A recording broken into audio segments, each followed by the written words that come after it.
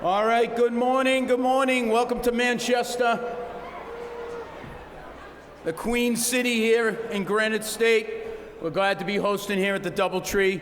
My name is Doug Foley. I'm with Eversource, and I'm a proud board member on the Special Olympics New Hampshire team. So thank you for joining us. Some housekeeping issues. You know, the exits in case of emergency, they're behind you. They're to your left and then to your right, so grab a buddy and head out if we need to. We have a lot of law enforcement in the house, so they'll be able to guide us and make sure we're safe in case of emergency. Big round of applause. And of course, there's many of us have been here for the last 24 hours. We had an unbelievable cornhole event over at the Sportsplex, which was a fundraiser. We had the opportunities to play cornhole with many of the athletes in this room, but that's what we're here for, the athletes. So if they could all stand up, big round of applause for our athletes.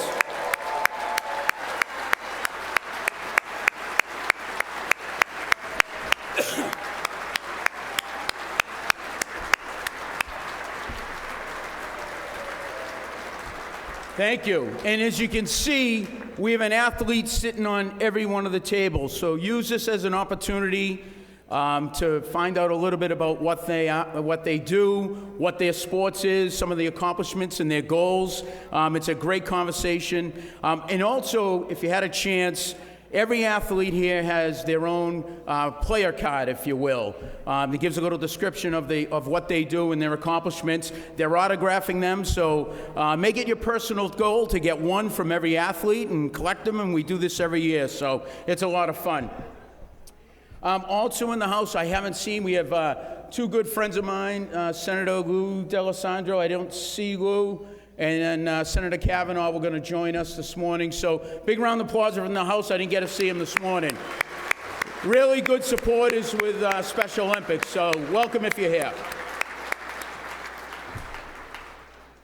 I also like to recognize some additional groups who make the morning and the entire movement possible. First, it's the volunteers. I'm amazed, all the volunteers in the room. What goes on behind the scenes, whether it's here for the breakfast, setting up, taking down the cornhole, but it's the summer games, the winter games, the mega dip, the splash in Hampton Beach. I mean, it's amazing the volunteers that help. We actually have more volunteers in the organization than we do athletes. So big round of applause to our volunteers. And I wanted to just point out, too, Debbie Holmes, our storage facility here in Manchester, every year she's there making sure the equipment's ready to go, event after event after event. Mike Salas, who's coached and run with Keene local programs for more than 40 years. So big round of applause for Mike and Deb.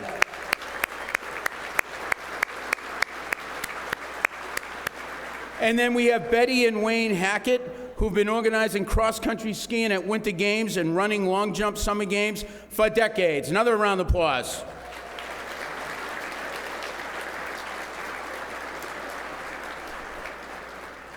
And of course, the staff, the professional Special Olympics here in New Hampshire, the employees, the staff that makes and organizes everything we do, behind the scenes, they're here now, late nights, long weekends. Big round of applause for the staff.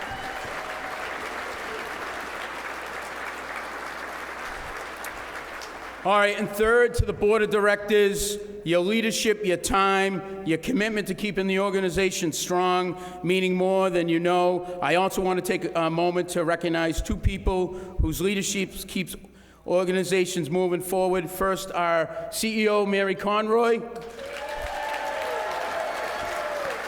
and Eric Tinker, our board chair. It's one of the, when I joined Special Olympics, Eversource, we give a lot of time with our employees, and we have a presence in the 3 states we serve, New Hampshire, Mass, and Connecticut. When I transferred up to New Hampshire, I had the opportunity to join this board and get involved in a lot of different things. And as I said, it's the mission, it's the things that we do, that organization does to help others. And I'm proud to be part of that great team under their leadership. So thank you.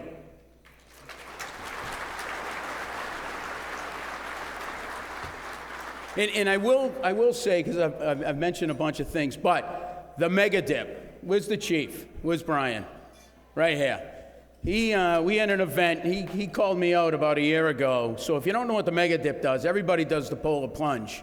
And I encourage you to come in February up at Hampton Beach and do the polar plunge.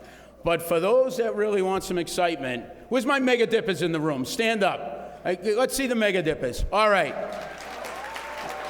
Picture this. Lake Winnipesaukee, March 7th, snowstorm.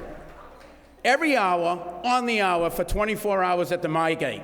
That's what we did, the mega dip. So everybody in this room, you want more information about the mega dip, ask me, ask people at the table. We want a big crowd. I want everybody here at the mega dip next year.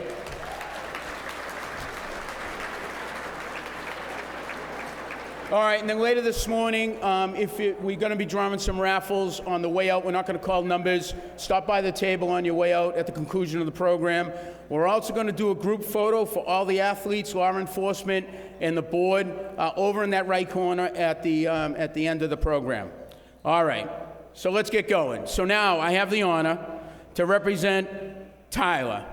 Tyler is a Special Olympics. He's an athlete from Portsmouth. He competes in basketball and bowling, and he's going to lead us in the national anthem this morning. Welcome, Tyler. Taylor.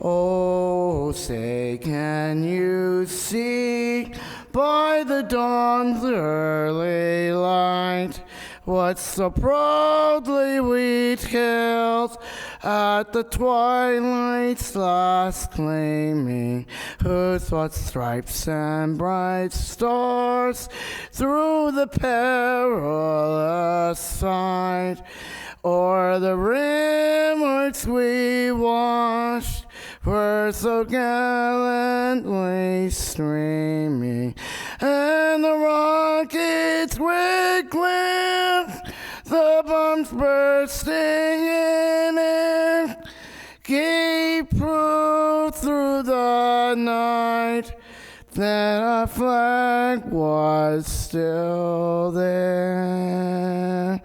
And oh, say does that star-spangled banner yet wave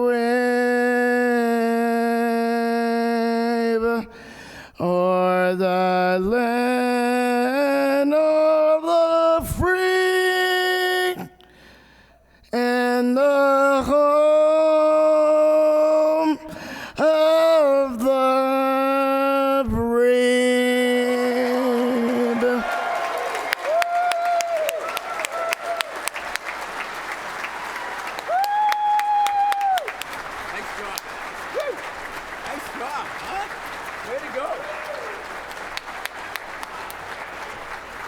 Great job, everyone. Great job. Wow, that was great. Taylor, you're going to be the MC next year, all right? Yeah. Yeah, all right, all right. You heading back? Anything for you. All right, that was great. Now, I'd like to take a moment just to recognize someone who has been part of the Special Olympics for decades here in New Hampshire, Governor Kelly Ayotte. For more than 2 decades, she's in every role. She's had Attorney General, U.S. Senator, and now the Governor. She's had an unwavering commitment and a champion for the athletes. And she doesn't just show up, but she jumps right back into both feet. In fact, she does, year after year, she does the polar plunge with us up Hampton Beach. So a real trooper and supporter. She met with our athletes on Capitol Hill for the torch run that the law enforcement does every year, and she's been in many, many, many events we can't even count them. When we talk about leaders who put their work and lead with their heart, Governor Ayotte is the top of that list. We're incredibly grateful for her commitment, her energy, her genuine love, and she has for this community. The governor, unfortunately, is unable to attend this morning, but she's sent along a video message for all of us to enjoy. Good morning to all my friends at the Special Olympics, and especially to the athletes. I'm so missing being here with you this morning. I just want to wish you the very best at the Champions Breakfast, and I look forward to continuing to plunge in that cold water with you, to cheer you on. And there's nothing better than our Special Olympics athletes and all of our volunteers. They show us what teamwork means. And I want to thank Mary Conroy and her entire team for their incredible, incredible work. And to the athletes, thank you for inspiring me. I look forward to plunging with you again and being with you. You are awesome.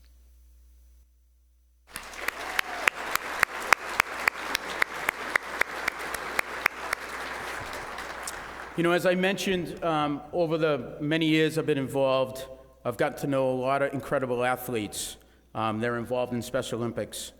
And the guy that you're about ready to hear from has an amazing story. He's going to talk about the program, tell you he ran many, many world marathons. But you know what? He's got heart, he's got grit, and I'm not going to bore you with the details. I'm going to let Tom Cantry tell you his story. Come on up, Tom.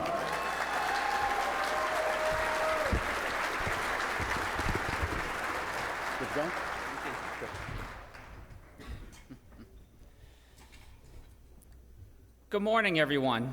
My name is Thomas Quintera, and I'm proud to be a Special Olympics New Hampshire athlete. A few weeks ago, I had the chance to travel to Washington, D.C. to be a guest on the Inclusion Revolution radio podcast. It was my first time ever being on a podcast. And honestly, walking into that studio, seeing the microphones, meeting Novi Craven, it felt surreal. She had NBA players, members of Congress, even one of my favorite athletes, Victoria Arlen. But that day, she made me feel like the celebrity. That's one of the many ways Special Olympics has changed my life. It's given me the confidence to share my story, to be proud of who I am, and to show others what's possible when we include everyone. I first got involved in Special Olympics back in 1999. My first competition was a swim meet at the Nashua YMCA. I wasn't the fastest swimmer, not even close, but being in that pool, surrounded by other athletes and coaches who believed in me, it felt incredible. That was the start of something big for me, the thrill of competing, the joy of being part of a team, and the confidence that I could do more than I ever thought was possible. Not everything came easy. When I tried alpine skiing for the first time, I fell every single run. I wanted to give up so badly, 100% of me wanted to give up. But my coach told me to give it one more try. The next week, I did. That one choice to show up again changed everything. I learned that falling isn't failing, it's just part of the process. By 2010, I weighed 256 pounds. Even walking up the stairs was tough. I remember telling my mom I needed a stair lift. I didn't even know what it was called, I just knew it was hard.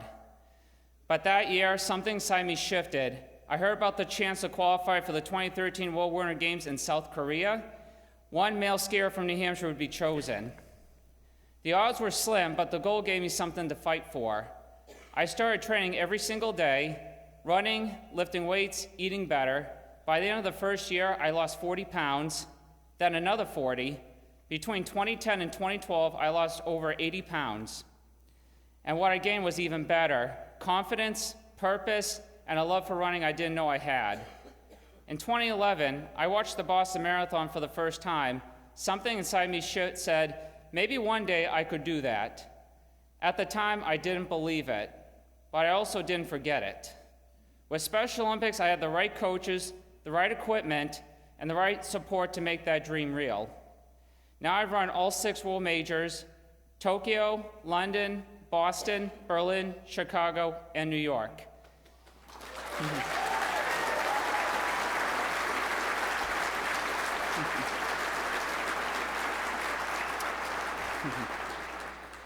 If you had told me years ago that I'd travel the world running marathons, I wouldn't have believed you. Because of Special Olympics, I've seen the world, Japan, London, Germany, and learned things about myself I never knew before. I even run Boston and London just 6 days apart, and somehow ran London only a few minutes slower than Boston. My personal record is now a 2:31. A decade ago, I never would have thought that was possible. But the moment that stands out most was right here in New Hampshire at the Clarence DeMar Marathon in 2023. I went into that race hoping for a personal best, no plans to win it, but as I got closer to the finish, I realized I was leading. When I crossed the finish line first, my first thought was not, I did it. It was, oh, I don't feel so good. Once I caught my breath in my stomach, it started to sink in. I had just won a marathon. I couldn't help but think, am I the first Special Olympics athlete to ever win a marathon? Later, I found out that I was. I'm the second person with autism to win a marathon and the first Special Olympics athlete.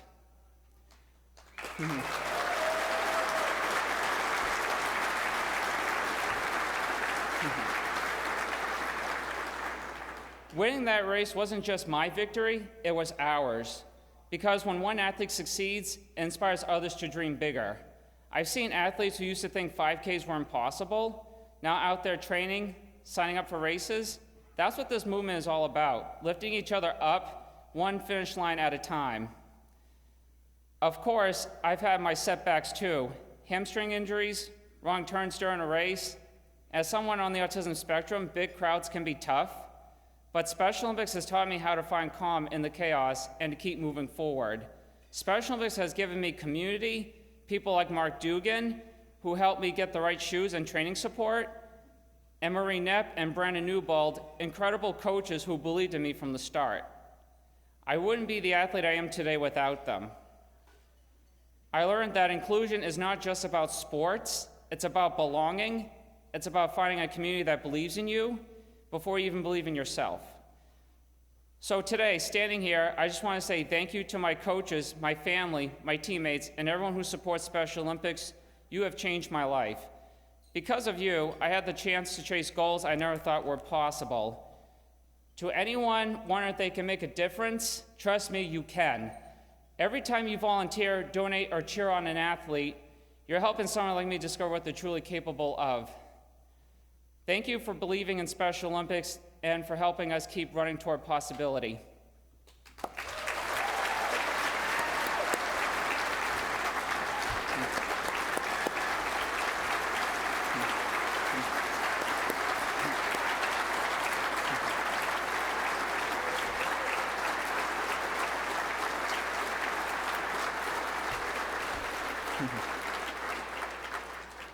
And now I'd like to introduce our next speaker and my friend, Mark Dugan.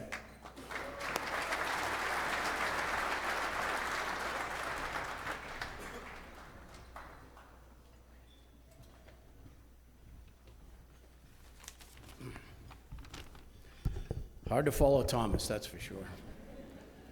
So Thomas is a remarkable athlete, runner, an amazing person. He's demonstrated a new level of success for Special Olympics athletes, unified sports, and a role model for many athletes. He leads by example, and he's very humble. He didn't tell you that his podcast has over 1 million views in 2 weeks.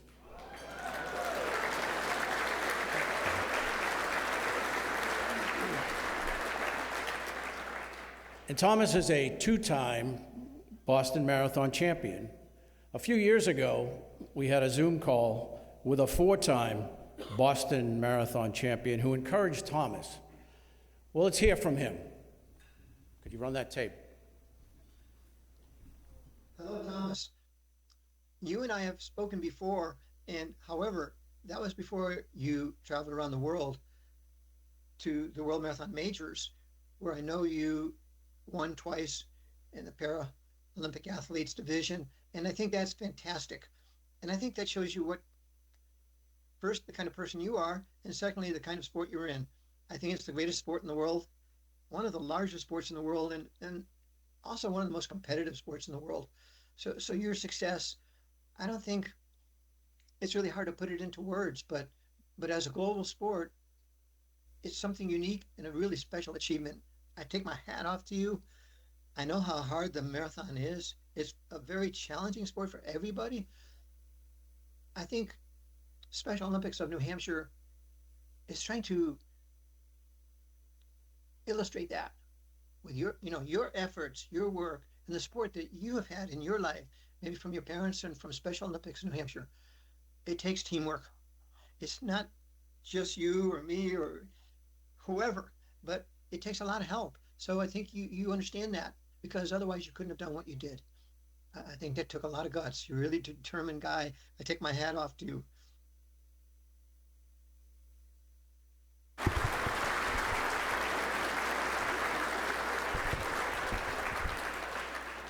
So a little bit more about Thomas's journey recently. The BAA, which is the Boston Athletic Association, of which Thomas is a member, is a leader in world marathon majors. They established the T20 Para Division for intellectual impairment with prize money in 2024. Jack Fleming, the CEO, Mary Kate Shea, the COO, who is here with us today, and other staff, Taylor Wilson, have been advocates for expansion of the T20 category at Boston, and have included 5K, 10K, and half marathon in their races. They have advocated to other world marathon majors around the world to be more inclusive. Thomas' success at the World Marathon Majors has put a spotlight on opportunities for Special Olympics athletes. Several years ago, Thomas expressed his goal to run all 6 World Marathon Majors. We developed a plan to connect with the race directors around the world. Tom Grilk, who's the former CEO of the BAA, was instrumental with his introductions to key people. Special Olympics New Hampshire board, staff, especially Shelby and Mary, with logistics, were fully supportive and funded the project Thomas Runs the World. Tom Carlio and New Balance provided help with getting entries into New York City Marathon and London entries. In Tokyo and Berlin, Thomas connected with Special Olympics athletes to encourage and inspire these athletes. He gave coaching tips to a Special Olympics athlete he had just met, Macias, who voiced his desire to break 3 hours.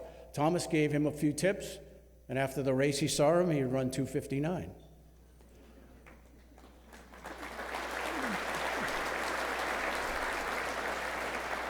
Mike Elmer joined Thomas and his mother Deborah in Tokyo and met with Special Olympics Nippon. Eric Tinker, Charlie Helfrich's training partner and fellow Boston Marathon finisher, traveled to London with Thomas, as he said, 6 days after running Boston. There's not many people that can do that.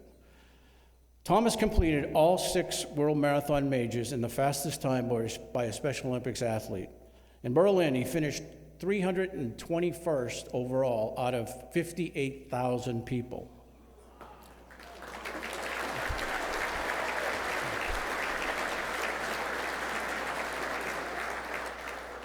It was his personal best, as he said, 2:31, and it's a Special Olympics athlete world best. Thomas plays an important role in the recognition of Special Olympics athletes, people with intellectual challenges, and autism. Running changes lives, and builds confidence. Like Thomas, other athletes like Charlie Helfrich, Liam O'Neill, Ben Langley have trained and finished the Boston Marathon. Thomas will set new goals, he'll continue to inspire and mentor, and he'll continue to be great. Thank you, Thomas.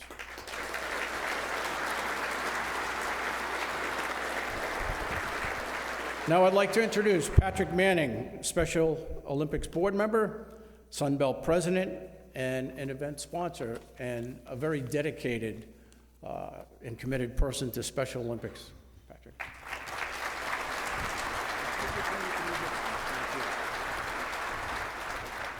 Good morning. I just want to say thank you to everyone that came out today. The only reason we can do this is because everybody that donates comes to these events, and you know, it's all for the athletes, right? These stories are amazing. Everything we hear is just incredible. I never would have thought 3 years ago I would, have some sort of a purpose with something like the Special Olympics, but it's been rewarding to me in so many ways. I want to thank Mary, her staff, the volunteers especially, right? The volunteers to me are amazing. The amount of volunteers that come out every day and help with this organization is amazing. I just want to say thank you. And of course, all of you guys, everybody that's here today, helping support this organization, thank you.